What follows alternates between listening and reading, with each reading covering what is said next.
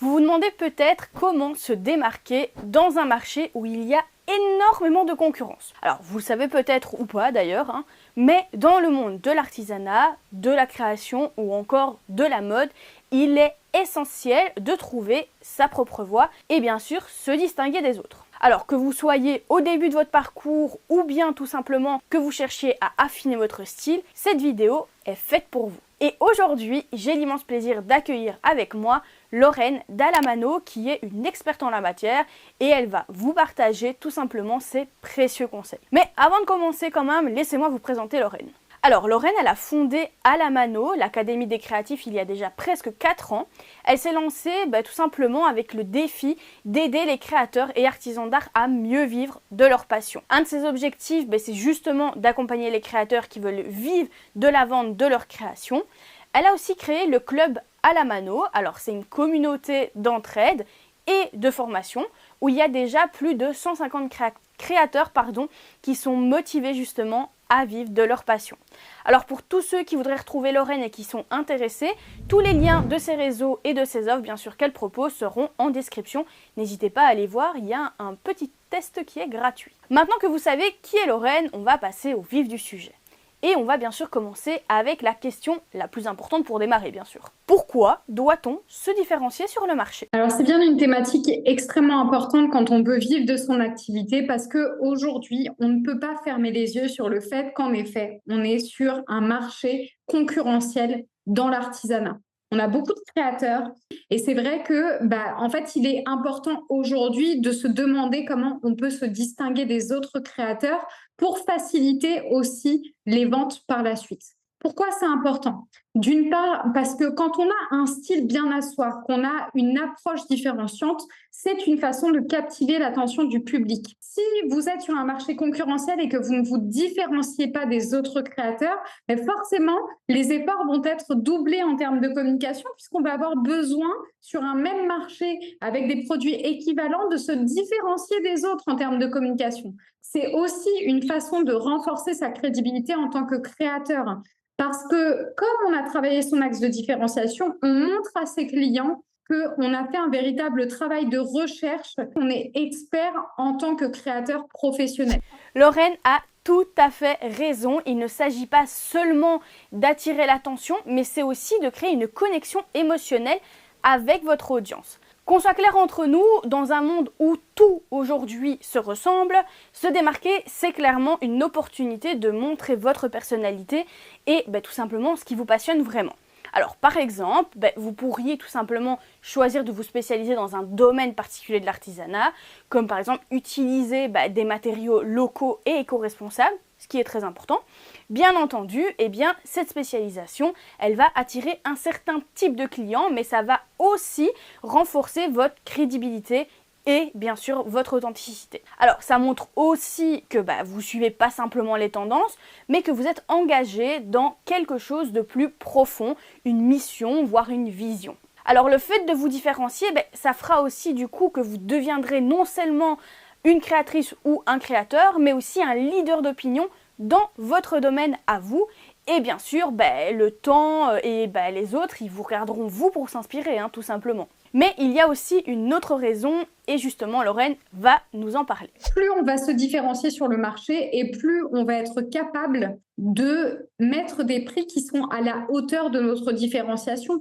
Puisqu'on propose une offre unique, singulière sur le marché, ça veut dire qu'il n'y en a pas d'autres qui se valent et donc qu'on peut valoriser ces tarifs. Pour moi, ce dernier point, c'est d'ailleurs le plus important puisqu'on a tendance, quand on est créateur, à rabaisser un petit peu ses tarifs, voyant qui sont ses concurrents.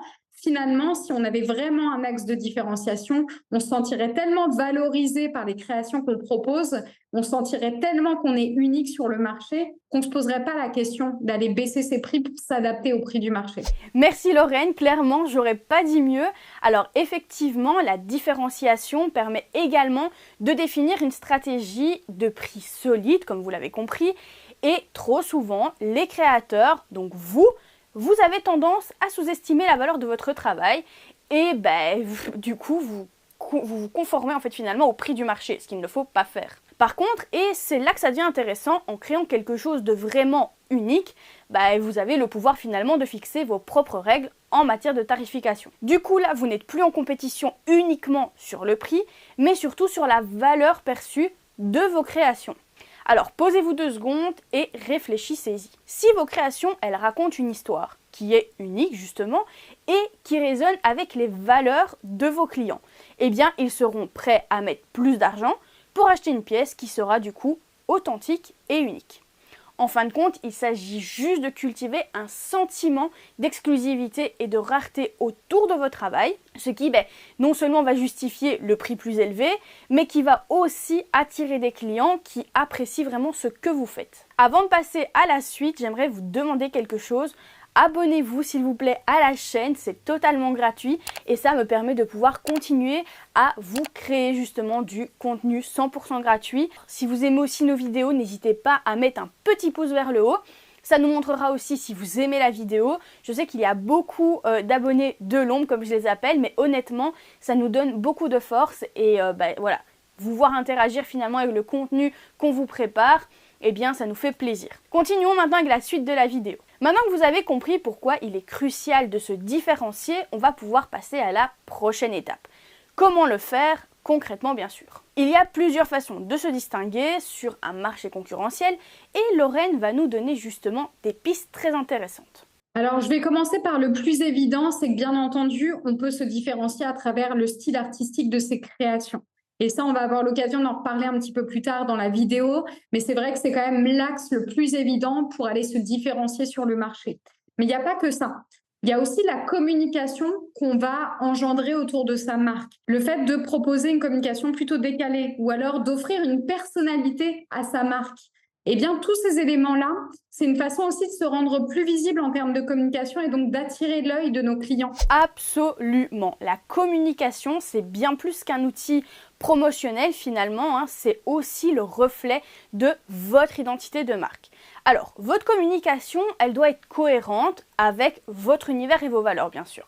Bon, par exemple, si votre marque se veut authentique et proche de la nature, il va forcément falloir que vous utilisez des matériaux visuels et des récits qui fait directement penser avec cette connexion à la nature. Il faut aussi savoir que, bien sûr, chaque post sur les réseaux sociaux, chaque newsletter, chaque interaction avec vos clients doit absolument du coup refléter cette authenticité. Mais pensez aussi à l'impact de votre présence en ligne. Par exemple, si vous avez ou si vous comptez créer un site web, tout simplement, il faut qu'il soit bien conçu, facile à naviguer et qu'il soit joli.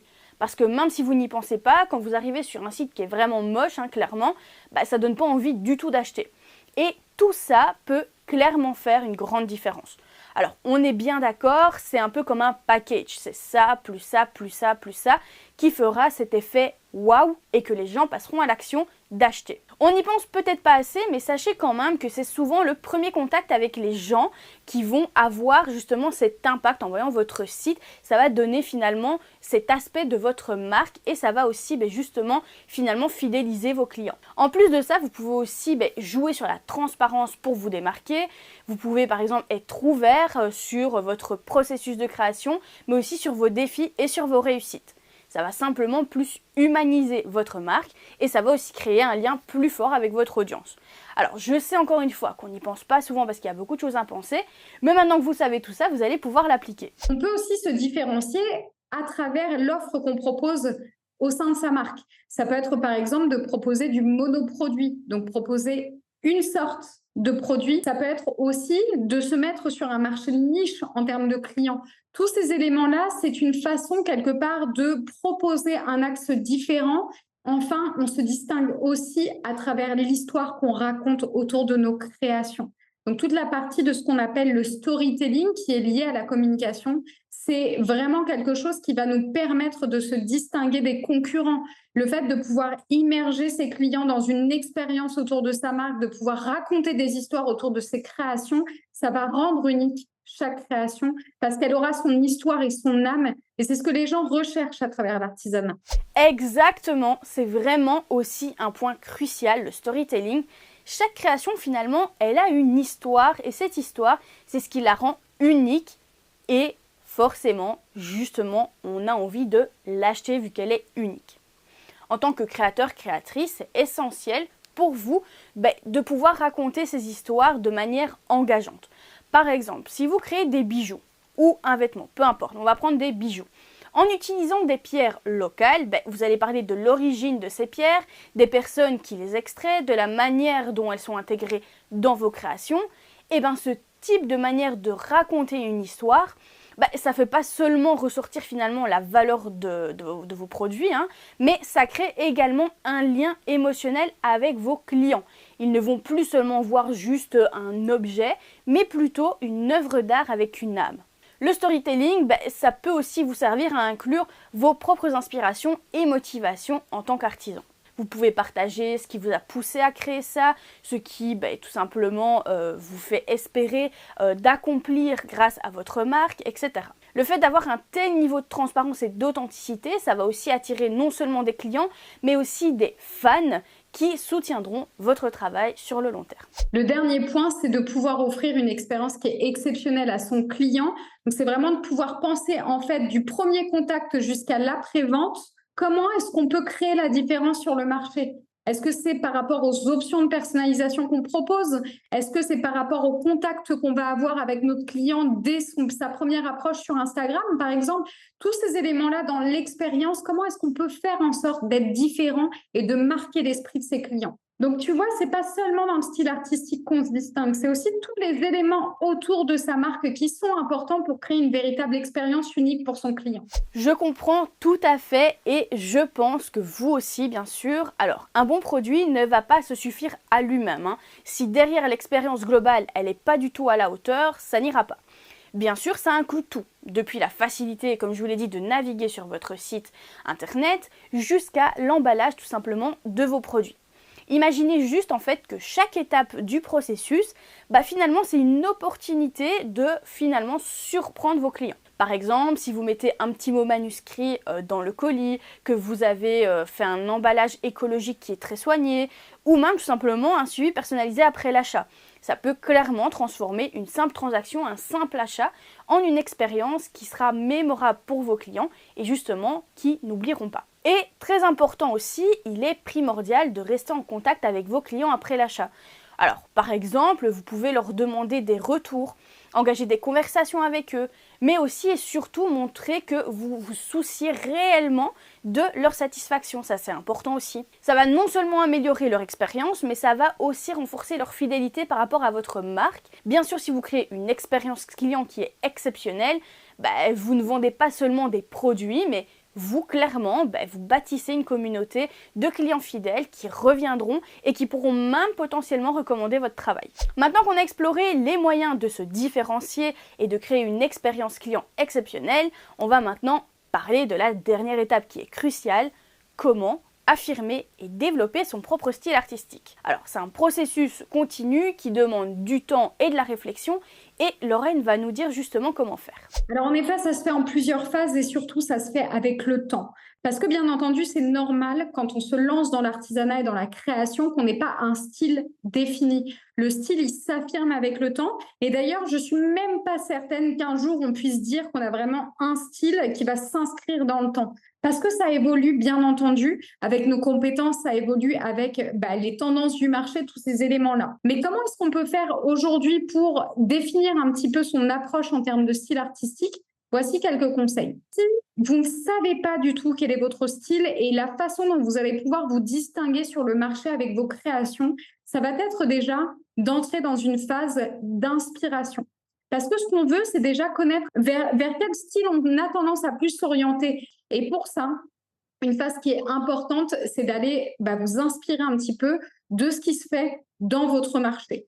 J'aimerais aussi vous encourager à vraiment explorer différents styles et influences. Il ne faut pas que vous vous limitiez à un seul type d'inspiration. Alors ce que je vous conseille, c'est vraiment d'aller au-delà de vos domaines habituels, au-delà de ce que vous aimez et d'explorer d'autres sources d'inspiration. Alors ça peut être d'autres formes d'art, ça peut être aussi des cultures différentes ou bien même tout simplement être dans la nature, voir un petit peu les architectures à l'extérieur. On n'y pense pas souvent mais croyez-moi ça aide. L'idée, ça va finalement être de nourrir votre créativité avec des éléments qui sont variés pour développer un style qui sera riche et personnel. Une fois que vous avez une idée des éléments qui vous attirent, il faudra essayer de les intégrer de manière cohérente justement dans vos créations du coup. Alors bon, ça va pas se faire du jour au lendemain, on est bien d'accord, hein. Voilà, il va falloir le temps, mais on revient toujours au temps, ça prendra peut-être un peu plus de temps, un peu moins chez d'autres personnes, mais vaut mieux plus de temps et de la qualité que peu de temps et un produit médiocre, enfin, je trouve. Par exemple, si vous êtes inspiré par le mouvement Art déco, c'est un exemple, vous allez pouvoir réfléchir à la manière dont les motifs géométriques et les couleurs, elles peuvent s'intégrer à votre travail. Alors, je vous connais maintenant, je sais que vous allez avoir peur de franchir le pas, hein, mais clairement qu'on se le dise, Rome c'est pas fait en un jour les cocos. Alors, très bien, maintenant ce qu'il va falloir faire, c'est faire des essais. Alors, il y aura sûrement des erreurs, mais c'est tout à fait normal. C'est une partie qui est essentielle de votre processus créatif. Vous pouvez aller sur Pinterest. Vous pouvez, pour aider un petit peu la recherche et l'inspiration, déjà chercher avec une base d'un mot-clé qui correspond globalement un petit peu au style vers lequel vous avez envie de vous orienter. Si par exemple c'est style bohème, si c'est quelque chose qui plutôt vous attire, dans ces cas-là, vous allez pouvoir utiliser ce mot-clé pour faire vos recherches et aller chercher de l'inspiration. Et à ce stade-là, ce qu'on va faire tout simplement, c'est qu'on va aller sélectionner les photos des créations qui nous inspirent le plus. D'accord? Donc, on va faire sa recherche. Vous allez sélectionner un petit peu les images qui correspondent à un style que vous aimez. Vous allez les mettre dans un dossier. Ça peut être des captures écran. Et ensuite, vous allez revenir sur toutes ces images-là et vous allez identifier quels sont les points communs de toutes ces images-là, de toutes ces créations-là et qui pourrait correspondre à un certain style à l'avenir que vous allez adopter. Donc, vous allez noter des mots-clés de points communs qui se retrouvent dans toutes ces créations. Si par exemple, vous avez apprécié le fait d'avoir des couleurs très vives sur chaque création, vous allez le noter. Si par exemple, vous appréciez certains motifs qui se retrouvent dans toutes les créations, vous allez aussi le noter dans votre bloc-notes comme mots-clés. Et à la fin, vous allez en sortir avec une liste de mots-clés qui peuvent correspondre au style vers lequel vous tendez. Absolument, Lorraine a entièrement raison. C'est en créant régulièrement aussi que vous allez tout simplement pouvoir affiner votre style et que vous découvrirez ce qui vous représente vraiment ou non. Parfois, c'est un processus, comme je vous l'ai déjà dit, qui peut être frustrant, long, surtout si les résultats en fait ne correspondent pas finalement du tout à votre vision initiale. Mais chaque pièce que vous allez créer, c'est aussi une étape vers la découverte de votre identité artistique. Ça, il ne faut pas l'oublier non plus, c'est de l'apprentissage. Je vais vous donner un autre conseil, essayez de ne pas vous juger trop sévèrement. Je sais que vous avez tendance à le faire, mais apprenez à accepter que le développement de votre style, c'est aussi une aventure continue, c'est un processus. Vous pouvez bien sûr aussi partager ce processus avec votre audience, si vous le souhaitez bien sûr, ça va créer encore plus de liens avec eux. Alors il faut savoir que les gens, ils aiment voir l'évolution d'un artiste ou d'un projet, ça les rend plus connectés finalement avec le travail et aussi avec le voyage créatif de l'artiste. Vous pouvez aussi faire des vidéos en direct, pendant que vous cousez par exemple un prototype, publier des stories ou même en faisant des mini-vlogs où vous allez montrer un petit peu votre quotidien de créateur. Et grâce à tout ce contenu, vous allez pouvoir faire fédérer votre audience. Ils vont pouvoir échanger avec vous, donner leur impression et même vous donner des petites suggestions. Bien sûr, ça va aussi vous permettre de créer une discussion et comme je vous l'ai dit, d'échanger avec eux. Et ça va aussi vous aider à mieux comprendre tout ce que vos clients préfèrent, ce qu'ils apprécient aussi dans votre travail. Bref, en gros, c'est un peu des aides à votre ligne directrice. Maintenant, place à la pratique. Une fois que vous avez ces mots-clés, vous allez vous défier à faire une création qui regroupe tous les mots-clés de ce style artistique-là. Une création pour le pur plaisir, c'est-à-dire qu'on n'est pas dans une démarche de vente, on est là juste pour se faire plaisir à créer quelque chose qui nous ressemble. Et puis, vous allez réaliser de nouveau cette opération-là une fois que la première création sera faite. Et vous allez réaliser plusieurs créations avec ces mêmes mots-clés-là. Vous allez voir comment votre style, avec la pratique, avec la répétition d'un même exercice, va pouvoir évoluer et s'affiner avec le temps. Et à la fin, il est certain que vous aurez une idée beaucoup plus précise du style artistique qui vous définit et surtout, vous allez avoir développé une patte à vous, quelque chose qui vous ressemble et qui est vraiment unique sur le marché. On part d'une inspiration et petit à petit, avec la pratique, on va venir définir son propre style à soi. Comme vous l'aurez compris, les mots-clés ici, ce sont la pratique, la recherche, la confiance, le partage, les expériences et j'en passe. Faites-vous confiance et foncez. Personne ne fera mieux que vous. Attention, retenez bien ce que je vais vous dire. Personne ne fera mieux que vous-même ce que vous avez dans votre tête. L'aide extérieure, ça va être enrichissant encore plus et vous irez plus vite vers votre projet final, en fait, finalement, et plus déterminé. En tout cas, j'espère que les conseils de Lorraine et mes interventions vous ont inspiré et vous ont aussi donné des pistes concrètes, tout simplement pour vous différencier et affirmer vos styles. Et n'oubliez pas que chaque créateur a une voix unique et précieuse à faire découvrir.